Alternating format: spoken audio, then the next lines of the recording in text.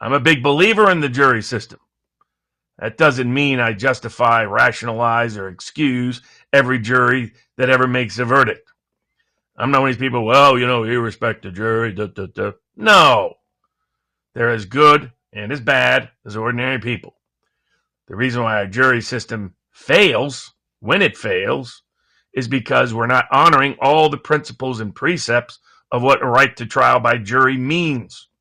It stems from the Magna Carta, and that is the right to an impartial jury of a community of people representative of your own.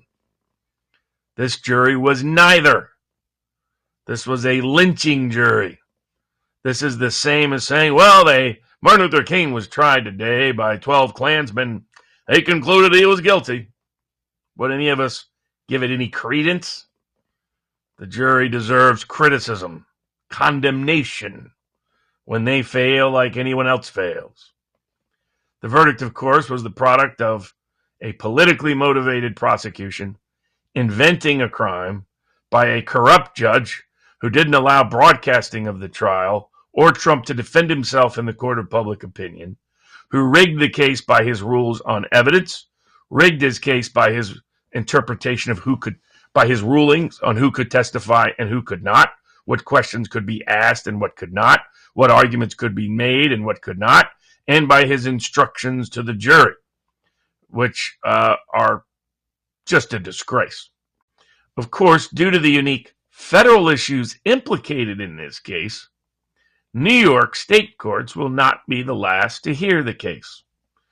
The last party to hear the case would be the Supreme Court of the United States. So what could Trump appeal substantively? He could appeal the indictment itself for failure to give notice of the charges, since they never identified what crime he violated that elevated this misdemeanor, which was outside the statute of limitations, to a felony in the first place. It was just guess them, just pick one, just think there might be one in the jury instructions at the end. So you have grounds upon which the indictment should have been dismissed from the inception. You also have the First Amendment reason the indictment should have been dismissed from the inception. That is that this was as selective a prosecution as we have ever witnessed in American legal history. And the First Amendment to the U.S. Constitution prohibits any form of retaliatory or selective prosecution. You cannot use any aspect or power of the state to punish someone for their political speech, their political association, or their political expression, or seeking office. Can't do that. Here we have, by the admission of the prosecutors involved themselves, that is precisely what they did. At the same time, you also cannot use it to selectively target someone for their political beliefs. Once again, we have admissions on record with people campaigning for office promising to implement the show me the man and I will find you the crime principle. If they would indict Trump without knowing what it is, they would indict Trump for. So that's the First Amendment reason constitutionally that the case should be dismissed. And that's on top of the Fifth Amendment right to due process of law that was violated, implemented against the states through the 14th Amendment, both of those, violated by not being put on notice of what the charge actually is. You have a related due process issue to the jury instruction that the judge instructed the jury they could convict him for a crime he wasn't even charged with. They could convict him of a crime that the judge didn't even identify. They could convict him of a crime without a unanimous verdict.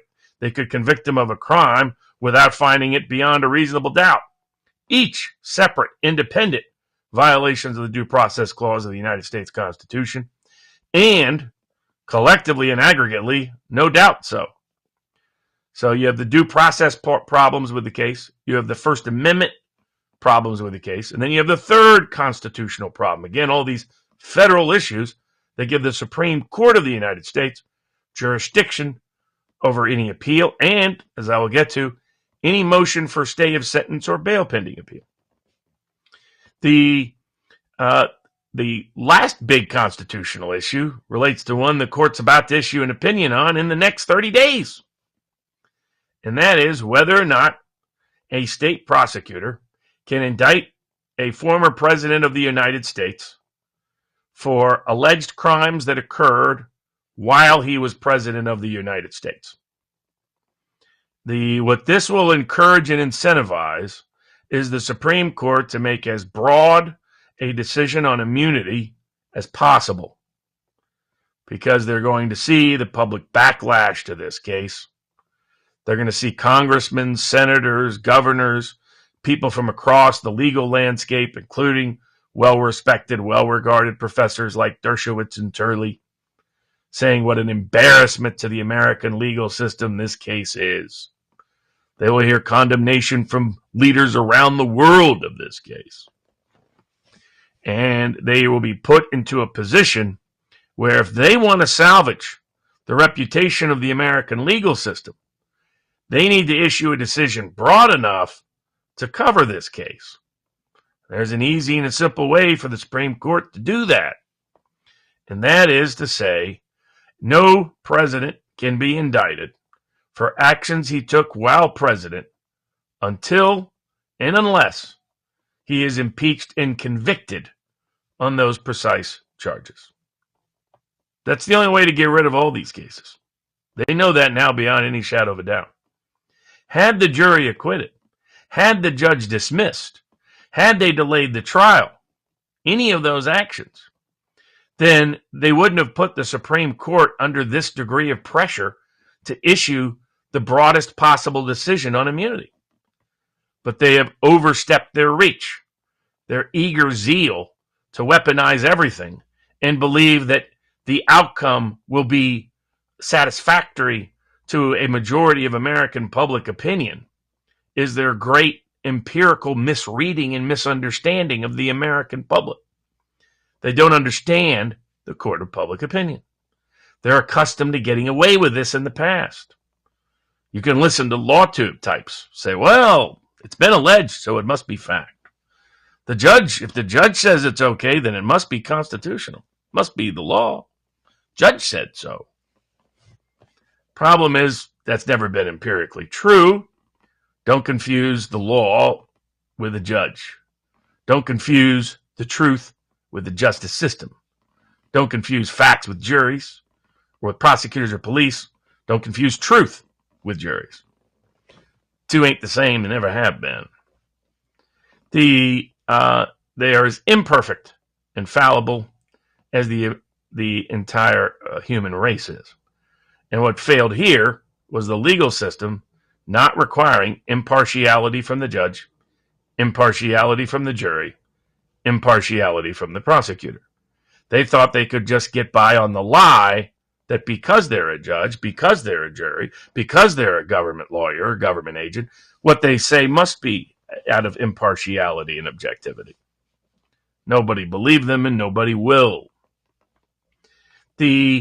So that's the way the Supreme Court could easily resolve all these things. Issue a broad, expansive interpretation of presidential immunity from criminal prosecution that, quite frankly, appears to be precisely what our founding fathers intended in the first place. Why does that impeachment clause exist? Why is the executive power as broad as it is granted if they wanted anything different, anything other? Not only that, we can now see the public policy reason and rationale that they put these principles in place. You otherwise subject a presidential candidate who was a former president or any former president to extortion while they are president. You can say, if you don't do what I want you to do, Mr. President, I'm going to indict you either while you're president or as soon as you step down. That's extortionate power that we're giving in the hands of any random prosecutor anywhere in the world. Remember, what's to stop a prosecutor in some foreign country from indicting? What's to prohibit the U.S. from extraditing that person under those circumstances? Unless we have a broad, expansive interpretation of the Constitution, which again has a savings clause if what the person did is truly horrendous, is truly criminal, is truly dangerous to the republic. It's called impeachment and conviction. And what it does, it's a safeguard because it requires 2/3 of the Senate. It's got to be so compelling, so convincing, so persuasive that it gets people that are even in the party of the incumbent president.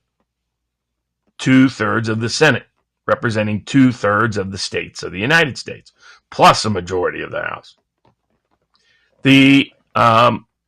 But that's just one of the 3 constitutional issues with the case. You then have this is actually really kind of a constitutional issue as well, I should add, about both the decision makers in the case, prosecutor, judge, and jury. Due to the prosecutor's open public prejudice of partisan, personal, and political motive to pursue this case, shouldn't they have been removed? Given the judge's personal, political, and partisan interest in making sure Trump was convicted, given the fact that he is lining his family's pockets through this prosecution, shouldn't he have been removed from the case? And then given the jury pool coming overwhelmingly from a lynching community as represented and reflected in their own answers to the jury questionnaire, shouldn't the case have been outside of that venue? The venue and vicinage clauses of the U.S. Constitution have not been meaningfully enforced against states. But the question of impartial decision makers has been. That, too, is part of the Due Process Clause of the United States Constitution. It violates your due process rights if you have a conflicted prosecutor prosecuting you. It violates your due process rights if you have a conflicted judge adjudicating you. It violates your due process rights if you have a partial prejudicial jury governing you. Indeed, here it's important to remember the principles of the Magna Carta. The Magna Carta wasn't just a right to a trial by jury. It was a right to a trial by an impartial jury that was fairly representative of your community, your peers, as it was then called. Here, President Trump was prosecuted in a place he didn't live by a jury that was prejudiced against him, openly and admittedly. And it was not fairly representative of the entire community. Consequently, all of those are their own constitutional violations. The selective prosecution focuses on the political motivation of even initiating the proceeding. The due process issue reflects the requirement of impartiality and unconflicted prosecutors being involved in the case, unconflicted judges, and impartial jurors, all of which President Trump was denied systematically in this proceeding. That's the 4th constitutional issue on appeal. Then you get to the fact that, and by the way, one aspect of selective prosecution, not only has no former president ever been prosecuted, no leading opponent of an incumbent president ever been prosecuted, but and in fact, remember, the number 3 prosecutor in the entire Biden Justice Department resigned so that he could lead this case. So any illusion, Shannon Bream, whose show I used to be on quite frequently until I represented Alex Jones, and then suddenly I was on a blacklist there at Fox. Apparently she doesn't understand this, but the number 3 prosecutor for the Biden administration resigned from there to go volunteer for the New York District Attorney's Office to prosecute this case, and was right behind the prosecutor today announcing the guilty verdict. We've never had that before when it comes to analyzing these cases. But the other thing is, there's never been a charge like this to anybody in the history of New York. You couldn't have a more convincing, compelling case of a First Amendment violation. And if you think the Supreme Court isn't paying attention to this, look no further than today's 9-0 decision, finding that the state of New York violated the rights of the NRA for its politically motivated pursuit of them. Might be a signal of what's coming down the pipeline. But once you get past the constitutional issues, you get to statutory interpretation issues at the outset of the indictment. You get to effectively bill of attainder issues denied at not giving notice of what the federal crime is, which is a issue of constitutional consequence and statute and rule consequence. You have not delaying the case for the purpose of evaluating the late evidence that was produced in the case. I think it was 10,000 documents produced on the eve of trial. That's a due process issue and an issue under New York State Constitution and discovery law. You have the additional components from what happened at trial. This includes the gag order preventing President Trump from defending himself outside of court, which raises questions about the partiality and integrity and independence of the proceedings.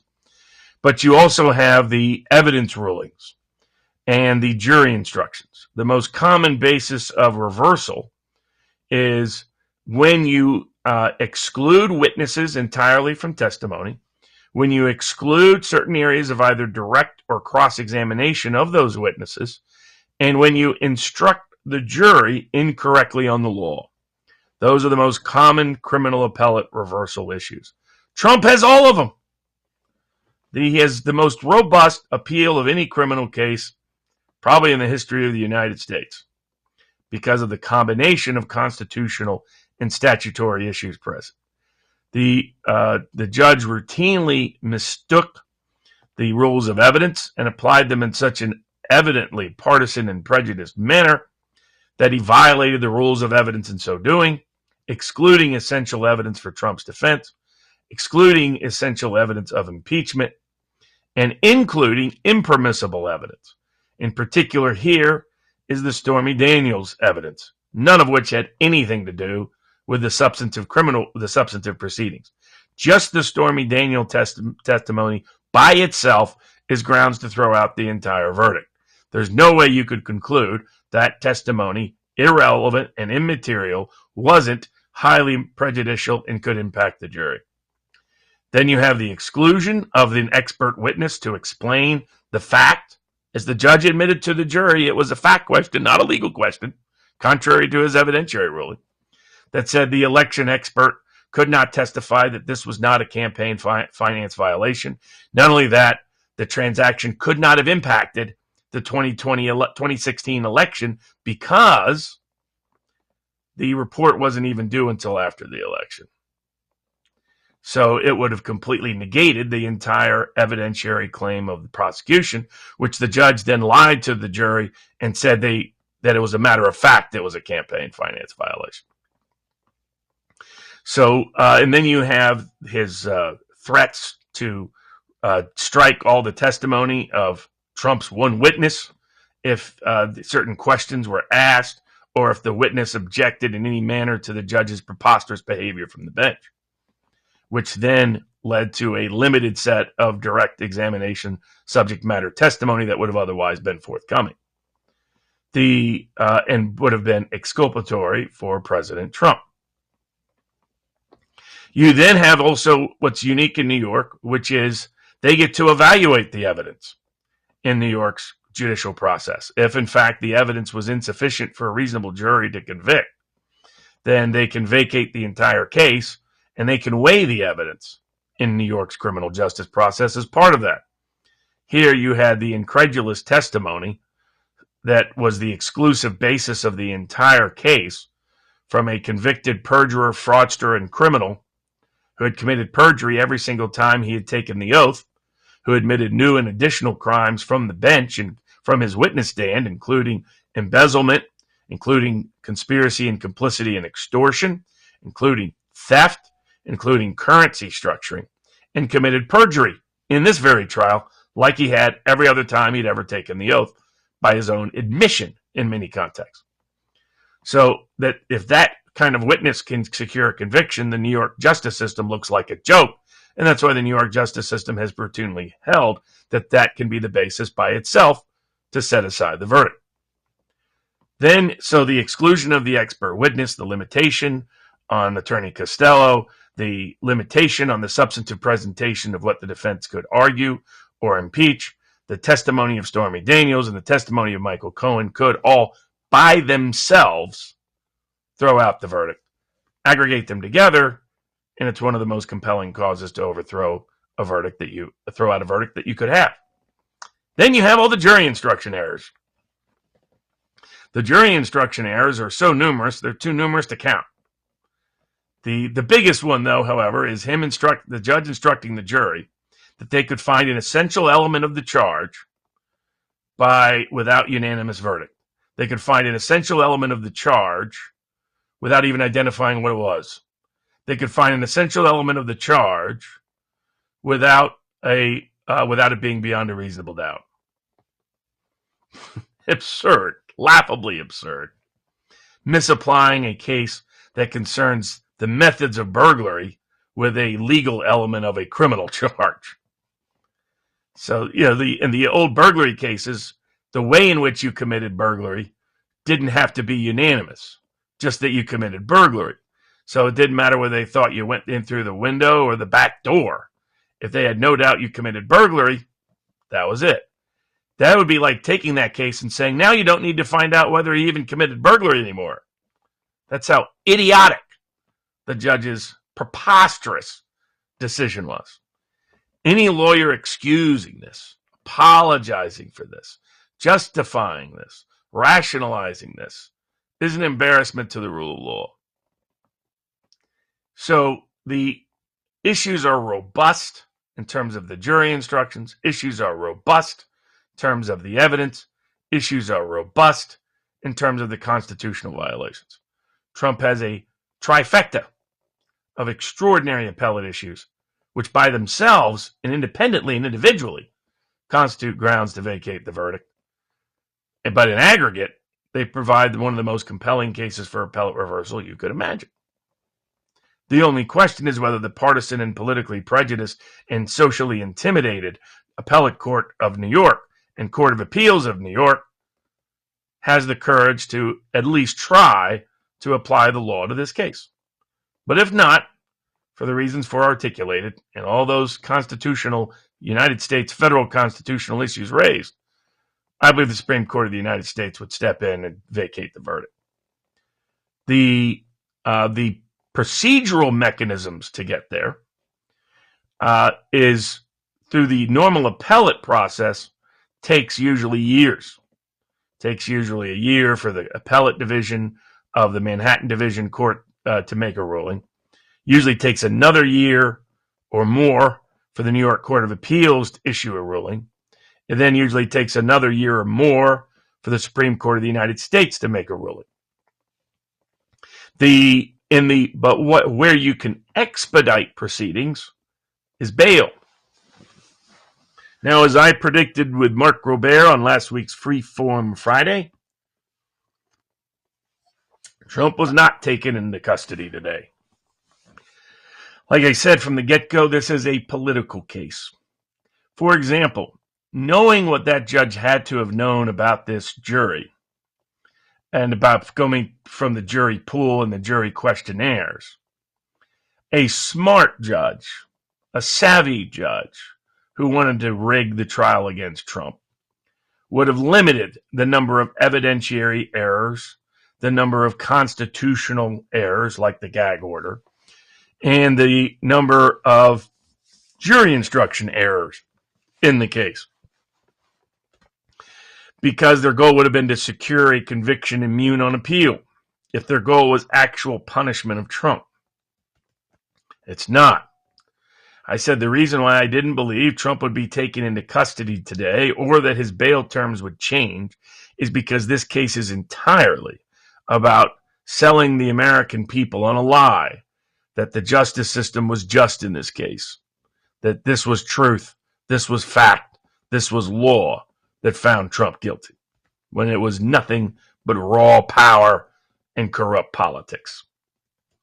But because they're really trying Trump in the court of public opinion, they weren't going to further or unnecessarily inflame the situation by imprisoning him or even changing his bail terms.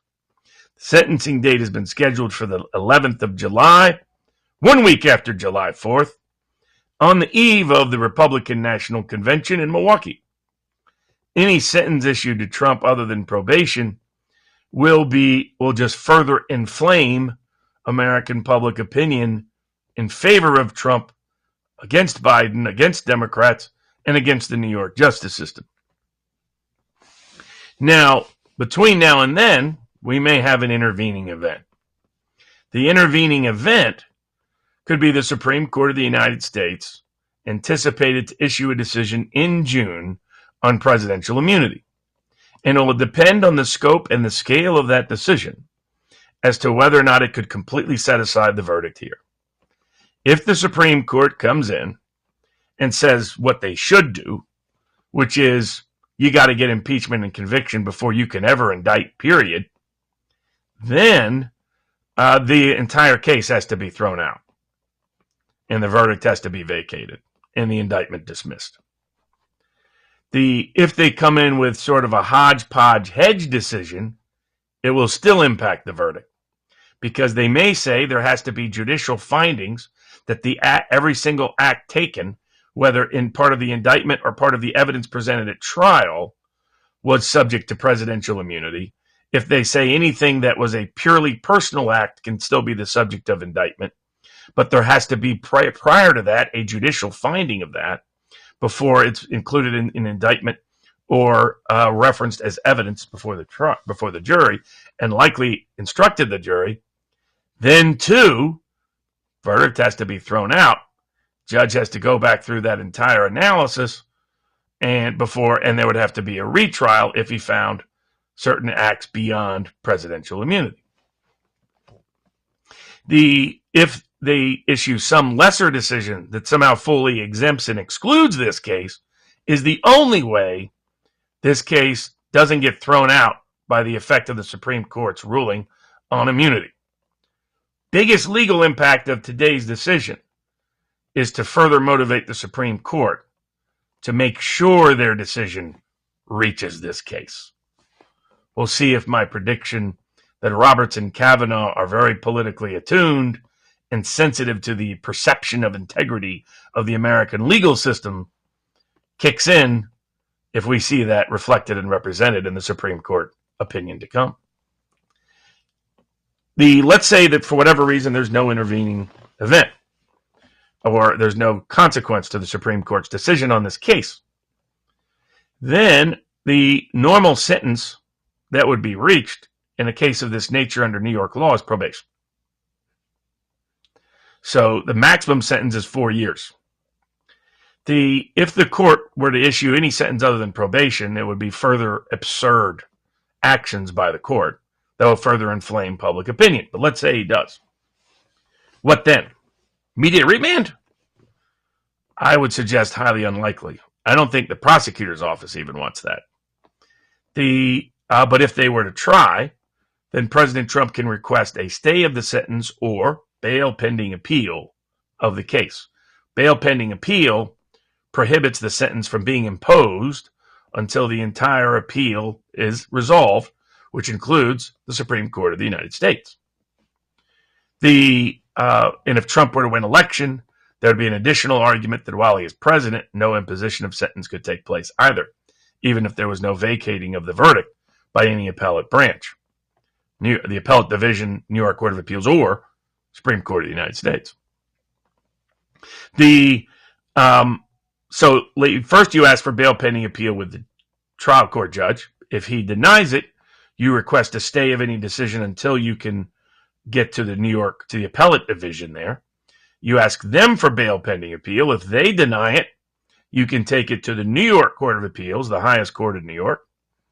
And if they deny it, because of the federal constitutional issues implicated, quite uniquely for a state case, you can take this to the Supreme Court of the United States on grounds of a stay of sentence pending appeal due to the unique federal constitutional questions at issue, and to avoid interference in an election.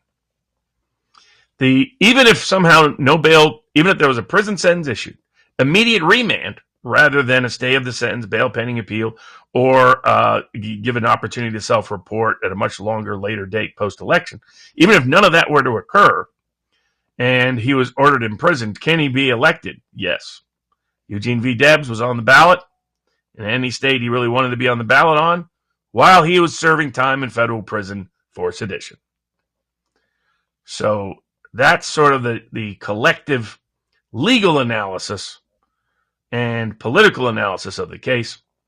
Expect Trump to have record-setting fundraising days in the days ahead. Expect a rallying around Trump to continue to occur amongst his base. Expect a lot of the voters that are swing voters to move toward Trump rather than away from Trump in the coming days, weeks, and months.